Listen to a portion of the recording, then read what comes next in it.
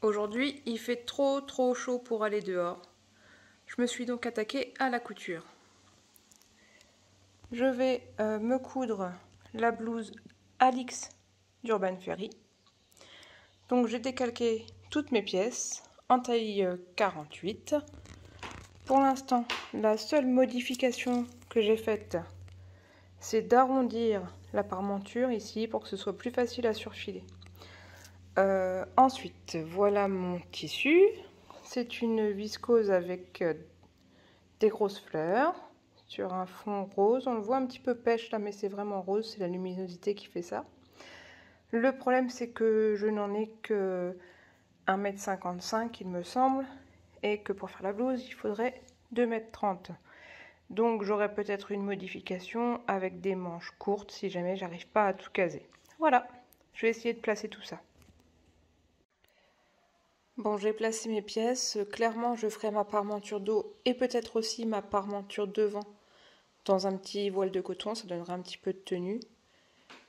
Mais du coup, vous voyez, tout ne rentre pas. La manche va devenir une manche courte parce qu'en manche longue, j'ai absolument pas assez de tissu. Donc je pense que je vais laisser juste une dizaine de centimètres là. Hop, comme ça. Voilà. Et par contre, du coup, j'allongerai le volant de manche et je le positionnerai sur ma manche courte. Voilà, je vais essayer ça.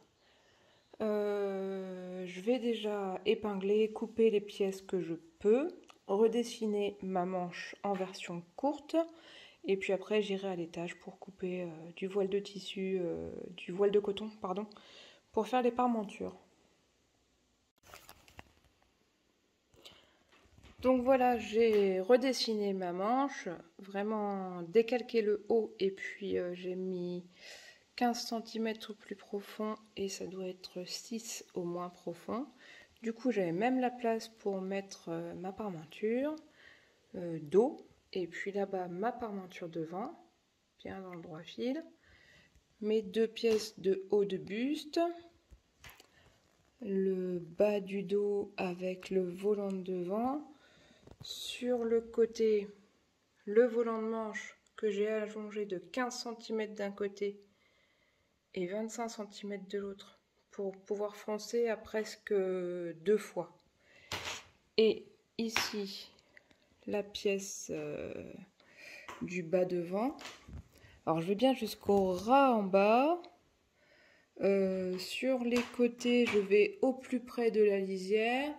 Et en haut, je vais quasiment jusqu'en haut. J'ai vraiment rentabilisé à fond mon petit coupon d'1,55 m. Et vous voyez, là, il y a même un peu de place. Je pourrais sûrement me faire un chouchou. Peut-être même deux, puisque c'est en double épaisseur. Ouais, ce sera vraiment super bien rentabilisé. Voilà, allez, je passe à la coupe. Donc voilà, j'ai coupé toutes mes pièces, des grandes bandes pour les volants de manche, les pièces de haut devant, bas devant, parmenture, manche, dos, tout est là. Il me reste un tout petit tas de chutes là, vraiment pas grand chose. Hop. Et aussi deux belles bandes là, dans lesquelles je vais sûrement pouvoir faire des chouchous. Mais ça, on verra plus tard. Donc voilà, je vous rappelle que le tissu, il est rose, comme ça. Bon, et je vais aller m'attaquer à la couture en suivant les étapes du cahier, cahier d'instruction pour Alix. Mais je crois qu'il me reste 2-3 trucs sur ma surjeteuse à coudre là. Une lucille mini et puis un gilet en French Terry. Donc je ne sais pas si je vous montre tout de suite la couture d'Alix ou si je vous montre un peu de couture de Jersey. Je vais voir ça. Ouh là là, mais j'ai pris du retard. J'ai choisi de ne pas vous montrer la fin de la couture de mes projets en cours. Mais du coup, j'ai attaqué la couture de ma blouse Alexis sans filmer. Bon, il n'y a pas trop de retard, je vous fais voir. J'ai commencé par surjeter les épaules. Oh, pardon. Les épaules et les côtés de mes devants et de mes dos. Voilà. Ensuite, j'ai surjeté les côtés pardon, et le bas de ma jupe dos. Je l'ai froncé, et je viens de l'assembler.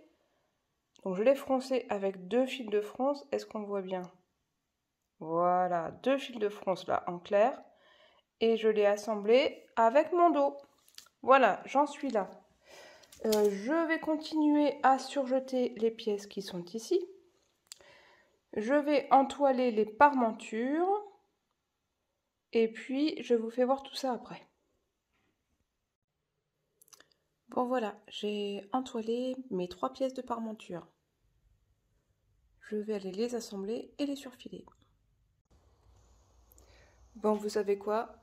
J'ai dû découdre la basque que j'avais cousue sur mon dos parce qu'en fait c'était la basque du devant. Alors ce matin, après avoir décousu la basque, j'ai surfilé la deuxième basque et j'ai préparé mes fils de fronce. Je vais pouvoir assembler la bonne basque au dos. Et ensuite, je m'attaque à la couture de la parmenture et l'assemblage du dos et du devant. Voilà.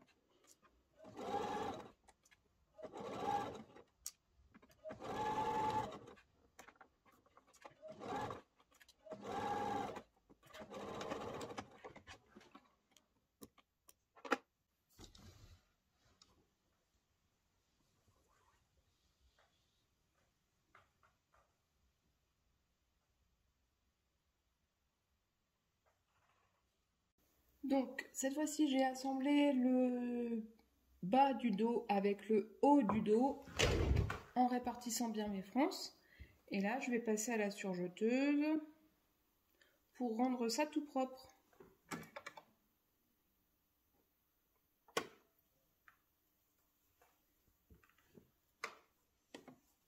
Et j'enlèverai ensuite le fil de France qui est vraiment sur le bas.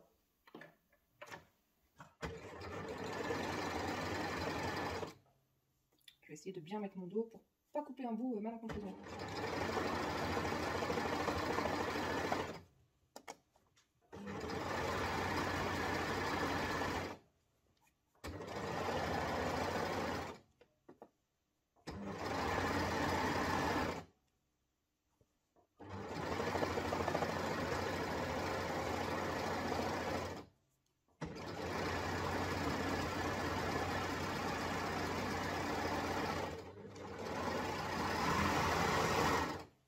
Et voilà, j'ai perdu mes ciseaux.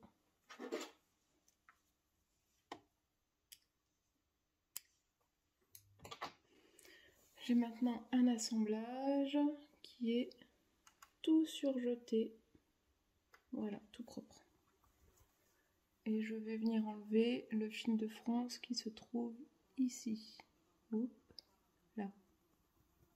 Vous voyez? Ouais, je pense. Voilà, maintenant je vais venir assembler les épaules de mon dos avec les épaules de mes devants.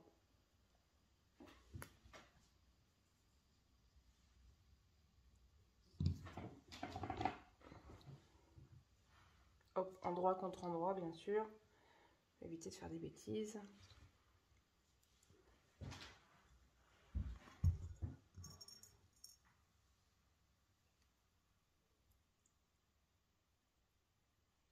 On fait bien croiser les tissus à l'endroit de la couture et non pas bord à bord.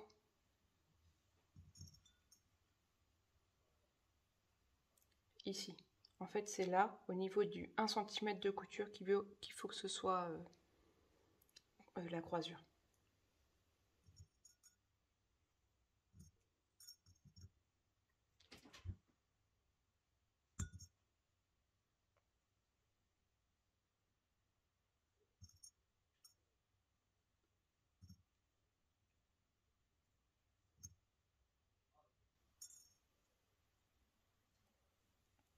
Allez, on passe à la machine.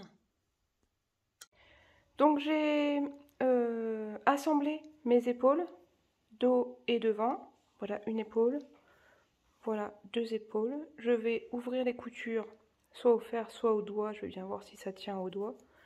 Et j'en ai profité aussi pour faire une piqûre morte pour maintenir le volant sur le milieu devant droit. Le petit volant en français. Alors j'ai bien laissé 1 cm, je dirais même 1,2 cm en haut pour pas que le volant soit pris dans la couture avec la parmenture. Mais là au moins il tient en place. Voilà. Donc maintenant je m'attaque à l'assemblage des parmentures et je surfilerai l'extérieur des parmentures. Et je vous reprends juste après. Voilà, ma parmenture est assemblée et surjetée. Ça fait des petits rouleaux. Bon, quand j'aurai repassé, ça ne se verra plus tout ça. Donc maintenant, je vais la placer sur mon assemblage précédent, c'est-à-dire le dos et les devants. Voilà, j'ai assemblé les parmentures au corps de la blouse. Voilà, en pensant à bien garder mes marges de couture ouvertes. Je vais maintenant dégarnir les angles et cranter dans les arrondis. Et je vais faire, je pense, 2 surpiqûres, une à 2 mm, donc quand j'aurai retourné bien sûr. C'est un parti pris de faire des surpiqûres plutôt que des sous-piqûres, donc je vais retourner comme ça. Je ferai une surpiqûre à 2 mm et une à 3 cm parce que je pense que c'est la largeur de la patte de boutonnage. Je vais vérifier ça tout de suite. Ouais, c'est ça. Non, c'est 4. Non. 1,5. Donc 3. Donc une à 2 mm, une à 3 cm. Voilà. Allez, on se retrouve juste après. Voilà, j'ai fait la surpiqûre, les surpiqûres tout autour de mon encolure pour bien maintenir en place les parmentures. Voilà. Et là, il y a un fil qui a été tiré. Ça, c'est dommage. Bon, j'essaierai de mettre un bouton à cet endroit-là pour que ça ne se voit pas trop. Ok, et j'ai maintenu en bas par une piqûre morte pour pas que ça bouge et que je puisse l'assembler avec le bas. Il n'y a pas grand chose. Ok, ça se verra plus après. Voilà, j'aime bien le résultat. Je trouve que le tissu il a l'air vraiment agréable à porter. Allez, j'assemble le bas de mon devant en fronçant légèrement. Bon, alors même si j'ai choisi de faire des manches courtes, enfin choisi, c'est parce que de toute façon j'avais pas le choix, j'avais vraiment pas assez de tissu. J'ai choisi de faire des manches courtes, mais de leur mettre dessus les volants comme c'est prévu sur les poignées de manches.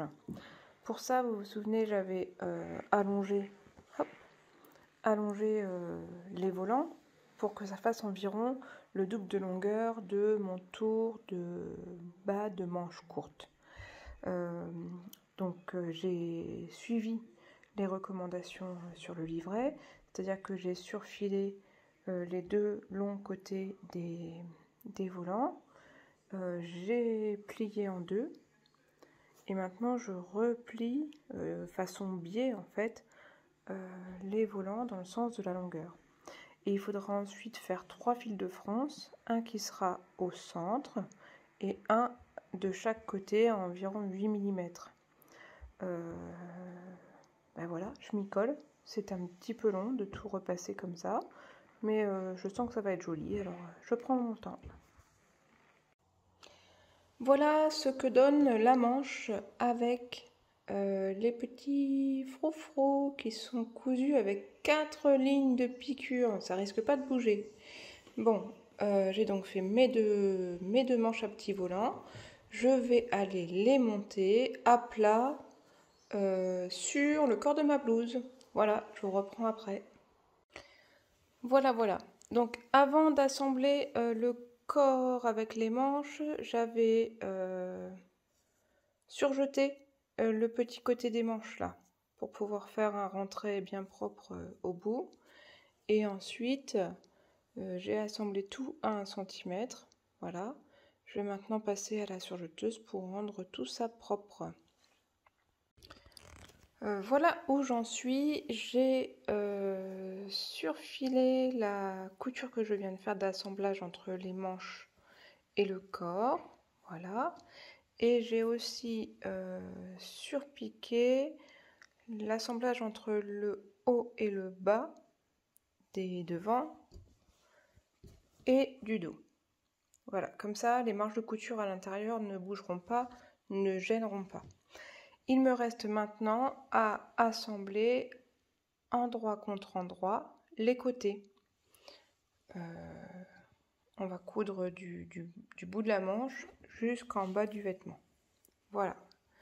Et je vous reprends juste après. Et cette fois-ci, comme tout a déjà été surjeté avant, je n'ai vraiment qu'un point droit à la machine à coudre à faire. Et pour finir, je ferai un simple rempli de 1,5 cm, je pense, en bas du vêtement. Je suis trop contente, j'ai fini de faire l'ourlet. Donc pour ça, j'avais tracé un trait à 3 cm sur l'envers. Je suis allée au fer à repasser, j'ai mis le bord de mon tissu sur le trait que j'avais fait et j'ai repassé. Comme ça, ça me fait un rempli d'1,5 cm. Puis je suis venue piquer à la machine à 1,25 puisque ma plaque est graduée aussi à 1,25 cm tout le long de mon rempli du bas.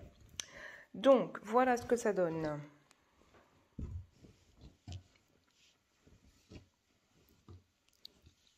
Hop. Nous avons une encolure surpiquée à 2 reprises, un devant avec un petit volant, voilà, des manches courtes avec un double petit volant, des fronces surpiquées pour que les marges de couture ne bougent pas. Et en bas, un simple rempli d'1,5 cm. Voilà. Donc qu'est-ce qu'il me reste à faire? Eh ben, pas grand-chose en fait. Il me reste à rentrer mes fils de surjet avec une aiguille dans la marge de couture. Voilà. Donc j'en ai 4 parce que j'ai 2 manches. Et mettre des boutons. Donc je vais voir si j'ai besoin de faire des boutonnières ou si la blouse passe comme ça. Auquel cas je mettrai juste des boutons cousus de part en part pour que ce soit juste esthétique et non fonctionnel. Voilà, je vais peut-être la passer pour savoir si je fais les boutonnières ou pas.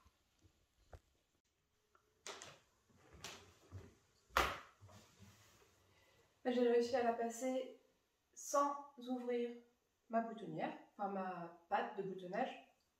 Donc je vais juste mettre des petits boutons décoratifs. Les manches, c'est nickel. Il y a une ampleur flagrante, c'est très très confortable. Voilà.